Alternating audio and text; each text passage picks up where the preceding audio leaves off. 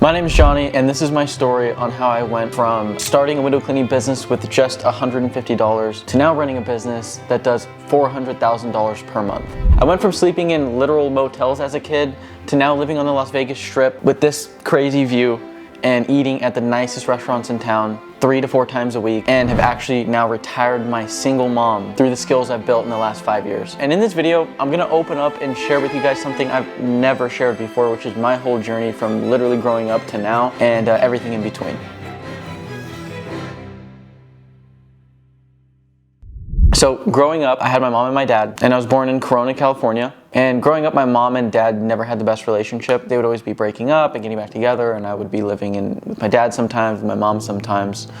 And seeing some crazy stuff growing up, right? It wasn't the healthiest relationship. It even got to a point where I remember waking up in different motels. Not hotels, but literally motels all around Corona and Riverside, California.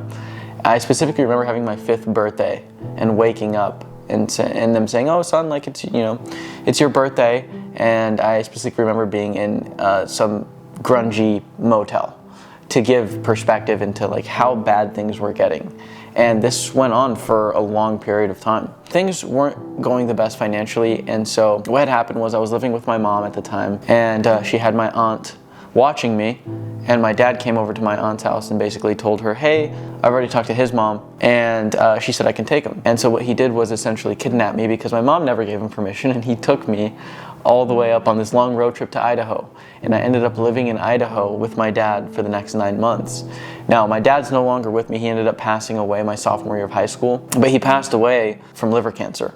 He was an alcoholic. He couldn't put the bottle down. And during this time in Idaho, I really witnessed him kind of go off the deep end. And like, I'm talking crazy stuff where I would be sitting there and I would watch him piss himself drunk and pass out on the ground. And it was a really scary feeling. And it got to the point where he couldn't take care of me anymore. And my mom was fighting to get me back. And after about 9 months, maybe a year or so of living in Idaho, around 8 years old or 7 years old, I moved back with my mom in California, where I would eventually go to elementary school, middle school, and high school in the high desert. So think Hesperia, Victorville, Apple Valley, essentially the butt crack of California. If you've ever driven through this place, there's not much going on, right? Lots of meth heads, lots of just not really much going on there. From that point on, my mom raised me, and I would still see my dad here and there throughout, but he wasn't really that involved.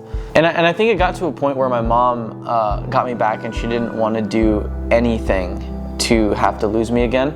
So what she did was she cleaned up her act and just grinded and grinded and grinded. And I have nothing but respect for my mom, because she was working jobs as, a real estate secretary, making like $8 an hour, I think, back in like 05, 06, to be able to take care of me. And throughout this time, like, she would almost take care of me to a fault, where like she really coddled me and I could do no wrong. And this developed into a crazy like video game addiction and just overall laziness, because all throughout middle school and high school, I mean, I would get home from school and I would hang out, and my friends were great, and they would be like getting good grades and stuff like that, and I don't know, I didn't really care. I didn't really like school. And instead of doing my math homework when I would get home, I would play League of Legends and develop this crazy League of Legends addiction. And I also developed this thing where I would quit everything. I went into high school and I started wrestling. And wrestling was super helpful in my development, because I did stick with it for a couple years, but it did get really hard and my body would hurt, and I would just want to play video games instead. So eventually my sophomore year, I actually quit wrestling. Still to this day, it kind of haunts me, but I quit wrestling and just kind of like measled my way through high school. I was kind of an awkward kid. It was until my senior year, I moved from the high desert to Orange County because I wanted to be a cop. I wanted to be a cop super bad. It was like my dream. When I moved to Orange County my senior year of high school, I ended up joining what's called the Explorers program for a police department. And I joined this, and they were yelling at me and making me do push-ups. I made a bunch of excuses as to why I didn't want to do it. I think there's a couple things. One, I was lazy. I didn't like getting yelled at. It made me uncomfortable. But 2, I had a problem with authority. And I would learn this later on when I got my first job, but I didn't like people talking to me like that. And I was also soft. Like, let's keep it real. I was soft. And so I quit that too. And I was like, you know what? I really sat there, and I also was going to high school at the time. I was finishing my senior year in a whole new school with no friends. And so it was like this, I was super anxious and just overall, maybe I was having feelings of depression. And what happened was they told me I needed to go to summer school or stay an extra semester because my grades were so bad. I had a 1.7 GPA. Or I could completely leave that high school and do continuation school, and it would be all online. I would have to go in once per week. And that's what I opted to do because I was like, hey, I don't have any friends anyways, and this is kind of like putting me in an uncomfortable spot. During this time, I graduated early. I was sitting around. I wasn't waking up until 1 or 2 p.m. every day. When I would wake up, I would play League of Legends until all hours of the night, and I would watch my mom leave early in the morning, get home late at night, driving different rideshare platforms to make ends meet. And I'm talking like 50 hours a week, 60 hours a week she was grinding because that rent was not cheap to have me live in Orange County. It got to a point where she was yelling at me, she's like, you need to get a fucking job. And I remember I was like, okay, well, I'll start applying. And so I saw that Knott's Berry Farm, was an local amusement park there, was hiring, and I went and applied. And they said, well, we have nothing for Knott's Berry Farm, but you can be a lifeguard since summer's coming up. And I remember taking this phone call in the car with her driving, and I was so insecure that I was gonna tell them no, I didn't want the lifeguard job because I knew I had to take my shirt off. And I wasn't in the best shape. I wasn't in terrible shape, but I wasn't in the best shape. She looks at me and I can hear her mouthing, say effing yes, say fucking yes.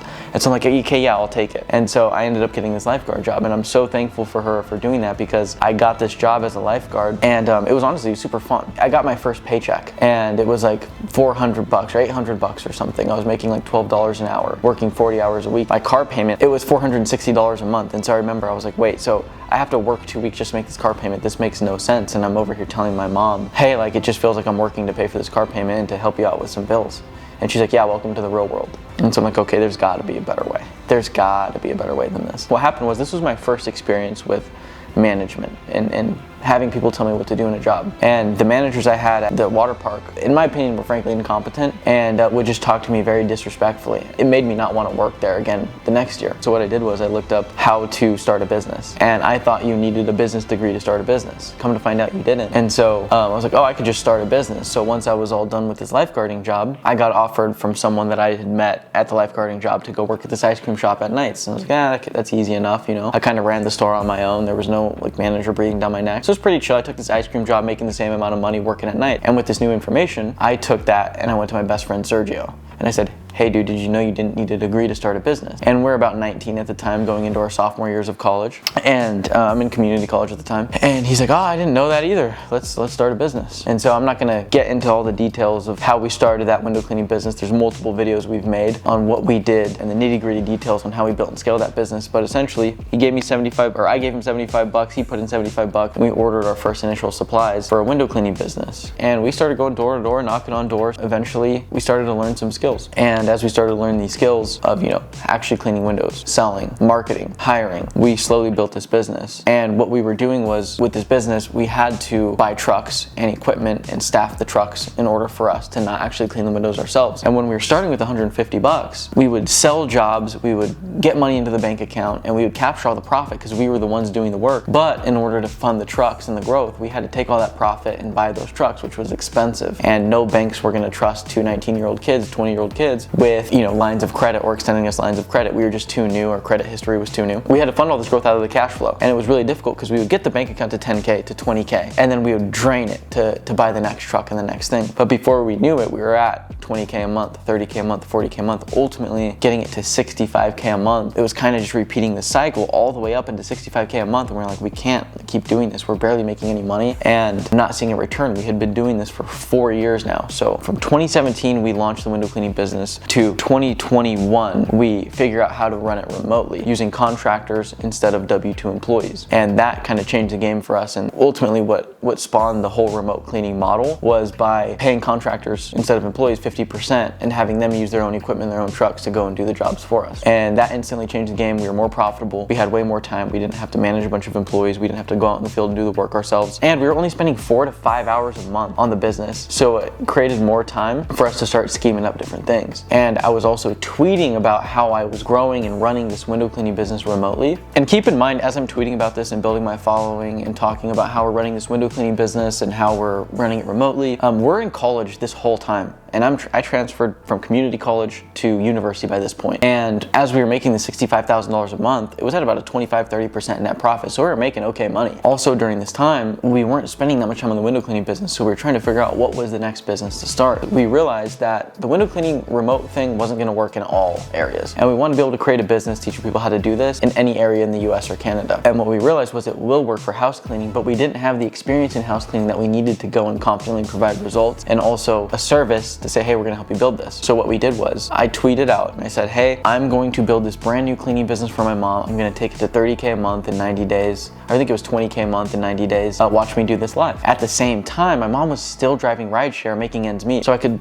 knock out 2 birds with 1 stone. I could gain more followers and increase my reputation and my knowledge as a subject matter expert on this remote cleaning thing. And I could also retire my mom from ever having to drive rideshare platforms again and replace her income. And so we did just that. We opened up a brand new Amex gold card, and we put $2,000 of ad spend on this brand new business called Mary and a Mop. And we said, we're gonna use this 30 days to get all the leads in, close the leads, book them, staff the cleaners, and see if we can replace my mom's income. And we did just that. The first month we launched that business in January of 2022, we did $12,000 of revenue with $4 grand of profit. The next month we did 20 with $8 grand of profit. Essentially doubling my mom's income and allowing her to never have to drive rideshare again. And to this day, that business still exists and does about $30,000 a month, and my mom makes about 10 to 12K a month. So she'll never have to work rideshare again, and that business is now an asset for her that she just works from home. She's got a VA in place now that takes the calls, closes the job. She doesn't really do much for the business now. It's phenomenal. It's amazing. And on the flip side, what this did was dramatically increase my following and dramatically increase the amount of people that were reaching out to me to figure out how to do this thing. At the time, I was funneling a bunch of people into this Discord group, and it was in this Discord group that I met our soon-to-be CMO of Home Service Academy, which we'll talk about here soon. And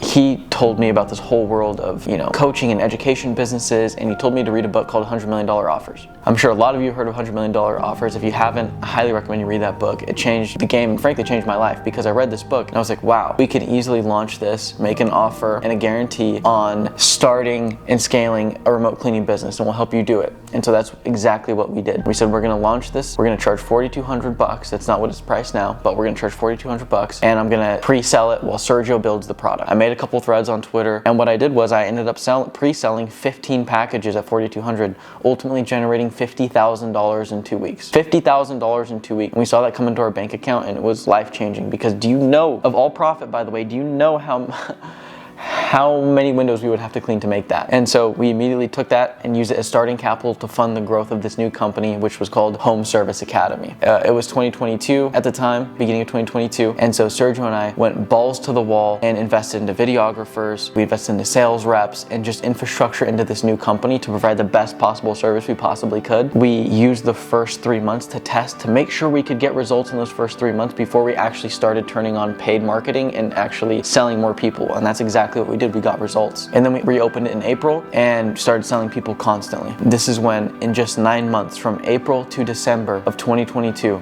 we took Home Service Academy from $0 to $2.8 million. $0 to $2.8 million in just 9 months at about a 40 to 50% profit margin, making more money than we've ever made in our lives. And I'm talking like we went from running the window cleaning business making $4,000, $5,000 a month to $60,000 to $70,000 a month personally between me and Sergio. Personally, I'm not talking 60, 70K between it. I'm talking about I was making 60, 70K a month, so was Sergio. And it completely changed the game for us. It seems like it was like an overnight thing. It was not an overnight thing, because we couldn't have done that without all of the skills we had built in the window cleaning business. We had to learn how to market, we had to learn how to hire, we had to learn how to sell. And it was a culmination of all those things that allowed us to go into this new opportunity vehicle and scale it that much faster.